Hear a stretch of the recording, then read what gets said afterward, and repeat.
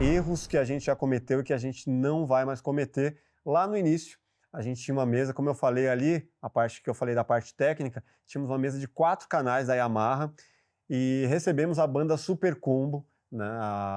Eles são super legais, super solícitos, eles têm aí toda essa experiência com áudio, porque eles vêm, né, da parte de produção de áudio, e justamente nesse episódio a gente precisou conectar um violão a mais. Então, o que a gente fez? A gente multiplicou uma das entradas, e isso deu um problemão. Se você assistir esse episódio, está no ar até hoje. A gente tem que fazer uma gambiarra de sair pegando pedacinhos de cada uma das câmeras que também gravaram simultaneamente para corrigir um erro técnico do nosso operador de áudio na época, que nem era super especializado, nem ainda era um operador de áudio formado.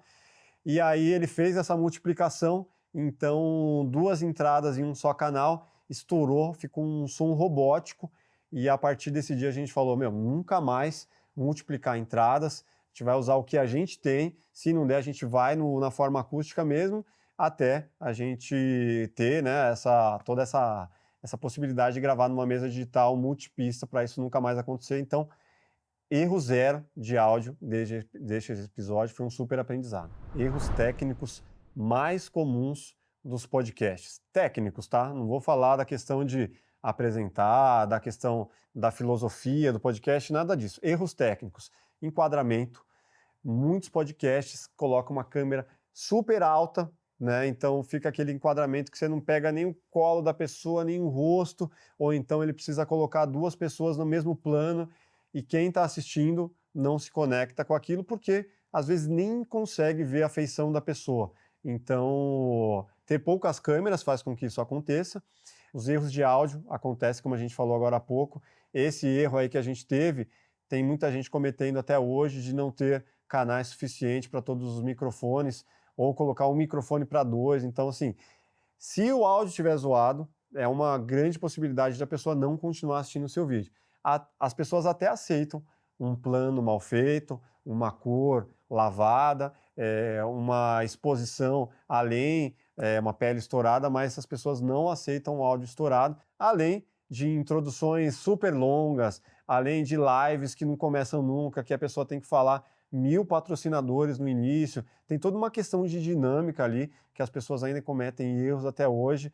É uma coisa que eu quero falar bastante sobre isso, mas vamos trazer outras dúvidas aí. Tá, então vamos falar de pré-produção.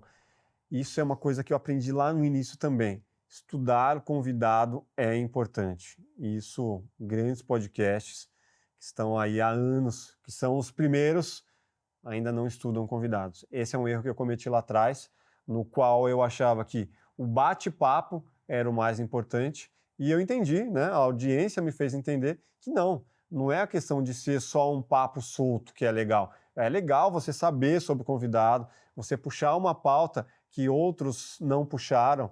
Não sou jornalista, mas a questão de entender do convidado, entender da pauta é super importante. Então, assim, eu estudo todos os convidados, faço de. Um dos motivos de eu trazer só pessoas que eu gosto mesmo no podcast é isso. Porque se eu vou estudar a pessoa, se eu vou receber a pessoa com pão de queijo, se eu vou receber a pessoa com café, quero trazer pessoas agradáveis, quero trazer pessoas legais, não é só a pessoa da polêmica, não é só a pessoa do hype, é a pessoa no qual eu vou me dedicar ali, minimamente 1 ou 2 dias, para entender a história dela e para extrair o melhor. Então, assim, pré-produção precisa existir. É importante, na minha visão, não sou dono da razão, estudar sobre o convidado para que o papo seja fluido e às vezes até o convidado vai contar algo que você já ouviu, mas você vai conduzir a conversa ali de uma forma que se torne mesmo um bate-papo, mesmo você sabendo algumas coisas que ele já vai falar ali. A galera pergunta muito sobre qual é a receita do bolo para viralizar. Cara, não tem essa resposta. Acho que o mais importante, selecione bem o seu convidado. Então, assim, não tem milagre de tirar cortes que vão viralizar um episódio de uma audiência muito grande se você fizer uma escolha ruim do seu convidado. Beleza, tem um convidado bom. Então, a partir do momento que você tem esse convidado bom, trate de estudar, fazer uma pauta no qual você vai extrair dele, né, ou dela, algo que você acredite que tem um time, que seja um assunto do momento, que seja algo que possa ir longe, né? O que vai esclarecer uma dúvida, que vai sanar a dor de alguém. No caso, a gente traz aqui desde filósofos, escritores, músicos, psicólogos, professores. Então, assim, são assuntos que de alguma forma vão colaborar com a nossa audiência, a gente sempre pensa nisso, como a gente pode trazer algo que colabore com a nossa audiência, consequentemente isso vai conversar com um determinado público. Vir para jogar a conversa fora, você nunca vai viralizar nada, então pense muito nisso. Ou você vai trazer, aí é um pouco de lance de marketing digital, né? Você vai trazer gatilhos. Gatilho do quê? Um gatilho mental que faça com que a pessoa se identifique com aquilo porque é uma dor que ela passa, ou porque é algo que ela precisa solucionar, ou é algo que ela já passou lá atrás e conseguiu de alguma forma se encontrar. Então, assim, você sempre pensa em gatilhos para que você crie ali sua pauta e para que na hora do editor de corte selecionar algo, ele vai entender, pô, isso aqui fala exclusivamente com o público. Então, esse é um dos caminhos. Claro que tem conversas que simplesmente fluem e que é super viralizável, mas não é todo convidado que oferece essa possibilidade. Então, pensa bem, estuda e traga aí alguns gatilhos que possam te ajudar. Em 2025, podcast ainda dá dinheiro? Primeira coisa, se você está pensando em começar um podcast com olho no lucro, com olho em preciso retornar o meu investimento rápido, é melhor não começar, porque é um projeto de médio e longo prazo, vai tempo, precisa de paciência, você precisa de um tempo de amadurecimento diante das câmeras, um amadurecimento nas conversas, e tem toda uma evolução ali de que o YouTube vai entregando o seu conteúdo aos poucos, e é um caminho que se você já começa com essa ansiedade de preciso monetizar, você vai morrer na praia. Então, assim, dá dinheiro, lógico, dá dinheiro, mas pode pensar que é um projeto de médio a longo prazo, até você ter audiência, até você ter o seu canal monetizado, até você ter a relevância para os bons convidados quererem vir no seu podcast e até mesmo para você estar maduro o suficiente para extrair um bom papo. Então, não é rápido. Se você quer começar pensando que é rápido, nem comece. Tenha paciência. Médio e longo prazo, vamos colocar em tempo? Pensa que a partir dos 6 meses você começa a amadurecer e talvez a partir de 1 ano você comece a ter retorno do seu investimento ali. Claro que se você já tem uma relevância, se você já é influenciador, se você já está na TV, se você já conhece uma galera, esse prazo é muito menor e você pode cortar aí, você pode furar bolhas em um tempo muito menor, mas isso aí é 1% da população. Então, assim, pensa, mesmo para quem tem toda essa possibilidade de ter grandes convidados, um exemplo é o Niso. A gente está ali há mais de 1 ano, então teve um tempo de amadurecimento, mas é um cara que já tinha a possibilidade dos grandes convidados. Se você não tem essa possibilidade dos grandes convidados, o seu tempo de amadurecimento é muito maior, então vai com calma se você quer começar e vai aí, dê tempo ao tempo, porque se começar com essa ansiedade, melhor nem começar. Então vamos lá, qual que é a vantagem de estar num condomínio especializado no audiovisual? São muitas vantagens, tanto para a gente que produz, quanto para os nossos clientes nos projetos que a gente faz aí para grandes marcas do mercado. Primeiramente, imagina que você possa ser o cara mais precavido do mundo, mas na produção sempre corre o risco de você esquecer algo, seja um cabo, um plug, algum adaptador, algum suporte, coisas pequenas ou até coisas grandes também. Esqueci uma câmera, esqueci um tripé, esqueci uma luz. Tudo que a gente precisa aqui dentro a gente tem. Seja todas essas micro coisas que eu falei, até câmeras de cinema. Então, para vocês que não sabem, a gente também produz comerciais e os comerciais são feitos com câmeras Arri, Alexas, câmeras que custam mais de R$200 mil. Nas locadoras que eu mostrei aqui tem tudo isso, basta descer uma escada, a gente vai lá e a gente tem todo o suporte que a gente precisa. Assim como eles precisam também, a gente está aqui para ajudar. Então, vira uma comunidade de produtores, uma comunidade de locadoras, onde todos se ajudam. Para você entender um pouco mais, eu vou descer lá na Vibe agora e você vai entender o que é que a gente tem à disposição aqui com um descer de escada.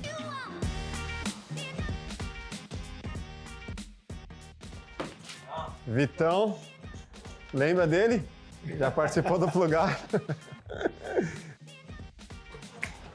E aí, beleza? Vibe Loca. Vocês vão entender a importância de estar nesse condomínio, de ter parceiros que não só tem locadora, mas também são co-hosts muito bons. Nossos co-hosts. Determinado episódio a gente precisa de uma lente, a gente precisa de uma câmera, a gente precisa de um suporte, de um adaptador. Imagina que você precisa fazer fumaça, por exemplo.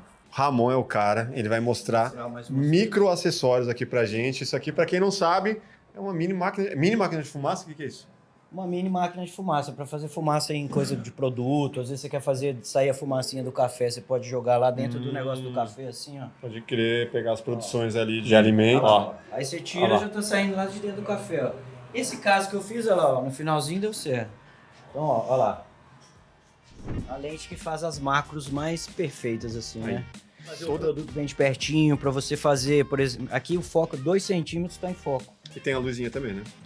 Essa não. Essa não? Essa não, porque essa nova linha, ela é T8, antes era F14, que era como se fosse um T14, que assim, é a abertura do diafragma. Ela ganhou muita mais luminosidade, então não precisa mais da luzinha na frente.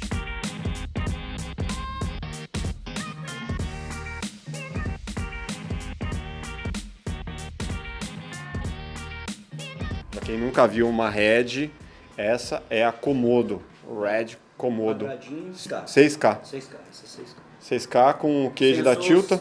É 35, mas é 6K. Tá.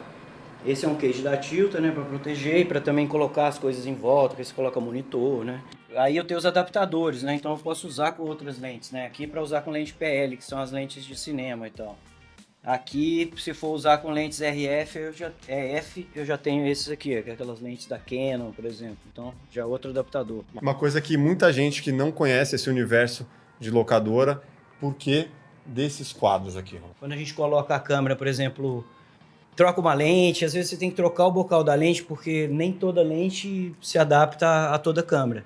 Então, quando você troca esses bocais, você faz o teste para ver se está tudo no foco. Qual é o público-alvo da Vibe hoje? Todos. A pessoa precisa de uma ajuda para conseguir o equipamento, chegar naquele orçamento legal, atender o cliente, cara, é com a gente. A gente faz todo o corre, assim, do que a pessoa precisa. Também é um costume no mercado, de repente, coisas que a gente não tem, a gente vai buscar, né, com outros parceiros. Obrigado. De nada. Já aproveitando, eu também agradeço publicamente lá no início do Plugado, quantas vezes a gente não desceu aqui e pegou equipamentos. Hoje a gente não precisa muito. Não, agora o Plugado tá... Pegamos o sofá, né? Ficamos no sofá lá, mais de um mês de sofá. É um podcast de luxo, tem câmeras boas do mercado, né? Tipo, Blackmagic é uma boa estrutura. A maneira como você montou seu workflow lá é bem caprichado mesmo, bem bom. E agradeço também a vocês dois por já terem participado, colaborar com convidados, né? Os convidados do rock aí. Vai ter mais aí. Massa. Tamo junto. Massa, obrigado pela visita aí. Valeu, mano.